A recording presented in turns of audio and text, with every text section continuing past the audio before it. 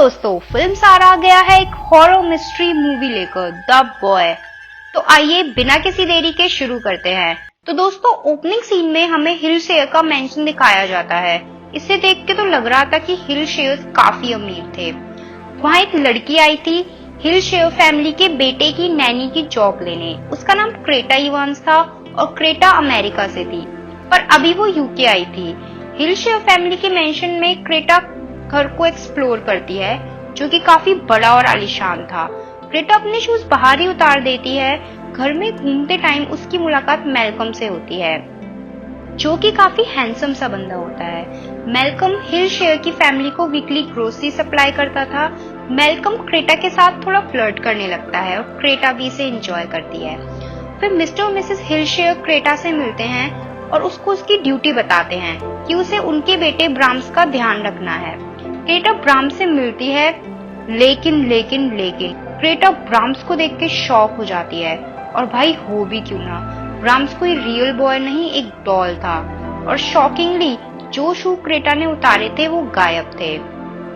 Mrs हिल share बोलती हैं कि ब्राम्स भी ना बहुत शैतान है, उसी ने किया है ये। क्रेटा उस डॉल को देख के थोड़ा हंसती है और मजाक समझती है, लेकिन हिल शेयर तो एकदम सीरियस थे, जैसे वो जीता जागता इंसान हो और उनका बेटा हो। और सच में क्रेटा को उस डॉल का ही सीरियसली ध्यान रखना था। लेकिन क्रेटा भी मना नहीं करती, क्योंकि उसे भी पैसों की जरूरत थी। अब मिसेस हिल शेयर क्रेटा को बताती हैं कि ब्राम्स का कैसे ध्यान रखना है। उसे डेली 7 बजे उठाना है, उसके कपड़े चेंज करने हैं, ब्राम्स के लिए बुक पढ़नी है, और वो भी एकदम क्लियर और लाउड वॉइस में। ब्राम्स का फेवरेट सॉन्ग भी एकदम लाउड वॉइस में प्ले करना है, because Brahms likes it that way. और मिस्टर हिल शेयर क्रेटा को बताते हैं कि बचा हुआ खाना फेंकना नहीं है, बल्कि फ्रीजर में स्टोर करके रखना है। और घर में चूहों को भी नहीं आने देना, डेली रैट ट्रैप सेट करना है। और वो लोग क्रेटा को बताते हैं कि ब्राम्स को क्रेटा पसंद आई है। इनफैक्ट वो पहली ऐसी नैनी है जो ब्राम्स को पसंद आई है। अब अगले सीन में क्रेटा अपनी बहन सैंडी से फोन पे बात कर रही होती है। क्रेटा की और सैंडी की बातों से हमें पता चलता है कि क्रेटा का एक एक्स बॉयफ्रेंड था जिसका नाम कोल था, और कोल अभी भी क्रेटा का पता ढूंढ रहा है। कोल एक बहुत ही खराब बॉयफ्रेंड था और वो क्रेटा के साथ मारपीट भी करता था। अब अगले सीन में हिल शेयर कपल कुछ दिनों के लिए टाउन से बाहर जा रहे थे और क्रेटा को ही ब्राम्स का पूरा ख्याल रखना था। उनके जाते ही तो क्रेटा एकदम फ्री हो जाती है और ब्राम्स का भी ख्याल बिल्कुल नहीं रखती है। और रखे भी क्यों, थी तो वो एक डॉल ही ना, और उसे यूं ही कहीं भी पटके रहती है। लेकिन थोड़े टाइम बाद ही क्रेटा को रियलाइज होता है कि ब्राम्स डॉल अपनी जगह चेंज कर रहा है, जो कि काफी क्रीपी था। क्रेटा को मैल्कम से पता चलता है कि ब्राम्स रियल में हिल शेयर का बेटा था, और तकरीबन 20 साल पहले ब्राम्स 8 साल की एज में एक मिस्टीरियस फायर में जलकर मारा गया। तब से हिल शेयर के माइंड पे काफी गहरा असर पड़ा और वो इसी डॉल को अपना बेटा मानते हैं और इसके लिए दिल से सब कुछ करते हैं। अब हमें दिखाया जाता है कि क्रेटा और मैल्कम की बॉन्डिंग थोड़ी बढ़ने लगी थी, और मैल्कम क्रेटा को एक डेट के लिए भी इनवाइट करता है। क्रेटा अपनी फेवरेट ड्रेस और ज्वेलरी निकालती है और नहाने जाती है, लेकिन एज अ व्यूअर्स हम देखते हैं कि कोई क्रेटा की ड्रेस और ज्वेलरी चुरा लेता है। अब क्रेटा को अपनी ड्रेस और ज्वेलरी नहीं मिलती और वो थोड़ा डर जाती है। घर का एटिक भी खुला हुआ था, और तब क्रेटा चेक करने जाती है तो कोई बाहर से एटिक बंद कर देता है। अब मैल्कम क्रेटा को लेने आया था। क्रेटा मैल्कम को बहुत आवाज लगाती है, लेकिन उसकी आवाज मैल्कम तक पहुंच ही नहीं पाती। मैल्कम काफी बार बेल बजाता है और क्रेटा को आवाज भी लगाता है, लेकिन कोई रिप्लाई नहीं मिलने पर मैल्कम वहां से चला जाता है। अब हमें दिखाया जाता है कि एटिक में क्रेटा को एक अजीब सी फिगर दिखती है, और इसे देख के वो डर के मारे बेहोश हो जाती है।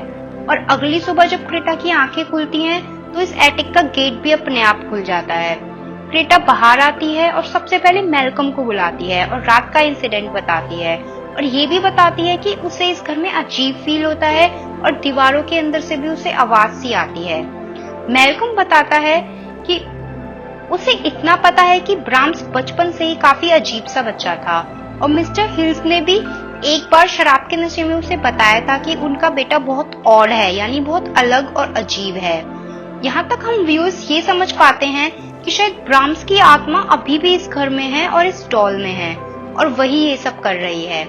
अगले सीन में हमें दिखाया जाता है कि क्रेटा के जो शूज गायब हुए थे वो अचानक से ही मिल गए हैं और उसके रूम के बाहर रखे थे। और ब्राम्स डॉल भी अपने बेड पर बैठा था और उसके साइड में रूल बुक रखी थी जिसके अकॉर्डिंग ही ब्राम्स का ख्याल रखना था। ये सब देखकर क्रेटा बहुत ज्यादा डर जाती है और अपने रूम का गेट बंद कर देती है। लेकिन तभी फोन रिंग करता है और दूसरी तरफ से ब्राम्स की आवाज आती है। वो क्रेटा को बुला रहा था और बोल रहा था कि वो बहुत अच्छे से बिहेव भी करेगा। और एज अ व्यूअर्स हम देखते हैं कि क्रेटा के रूम के बाहर किसी ने उसके लिए सैंडविच भी बनाकर रखा था। भाई साहब, अब तक तो क्रेटा का माइंड क्लियर हो गया था कि डॉल में ब्राम्स की आत्मा है और वो रूल्स के अकॉर्डिंग ही और काफी प्यार से ब्राम्स का ख्याल रखना शुरू कर देती है। और भाई करे भी क्यों ना, मरना थोड़ी था। अब हमें हिल शेयर को दिखाया जाता है जो एक ओशियन में डूब के अपनी जान दे देते हैं और मरने से पहले वो एक लेटर ब्राम्स के लिए और एक लेटर क्रेटा के लिए छोड़ जाते हैं जिसमें मिस्टीरियस सी बातें लिखी हुई थी। अब मेलकम आता है, क्रेटा उसे सब बताती है कि कैसे उसके शूज मिले और सच में ब्राम्स की स्पिरिट है और ब्राम्स अपनी जगह भी बदलता है। मेलकम इस सब बातों पर बिल्कुल यकीन नहीं करता। उसे यकीन दिलाने के लिए क्रेटा ब्राम्स को एक जगह रखती है। क्रेटा का मानना था कि ब्राम्स काफी शाय है और तब कोई देख नहीं रहा होता वो तभी अपनी जगह चेंज करता है और अपनी बातें कम्युनिकेट करने के लिए वो दीवारों को नॉक करता है। इसलिए क्रेटा गेट बंद कर देती है और तब गेट खोलते हैं तो सच में ब्राम्स की जगह बदल चुकी थी। ये देख के अब तो मेलकम भी बिलीव कर लेता है और बोलता है कि ब्राम्स की स्पिरिट कोई इविल स्पिरिट भी हो सकती है। मेलकम क्रेटा को बताता है कि जब ब्राम्स जिंदा था तो उसकी बस एक ही फ्रेंड थी, एमिली, और वो उसके साथ खेलता था और एमिली उसके घर भी आती थी। लेकिन ब्राम्स के 8th बर्थडे पे एमिली अचानक से ही गायब हो गई थी और छानबीन करने पर उसकी डेड बॉडी मिली पास के जंगल में जिसके स्कल को भी किसी ने बड़ी बेरहमी से क्रश किया हुआ था। इधर हिल शेयर के घर में आग लग गई थी और ब्राम्स उसमें मारा गया था।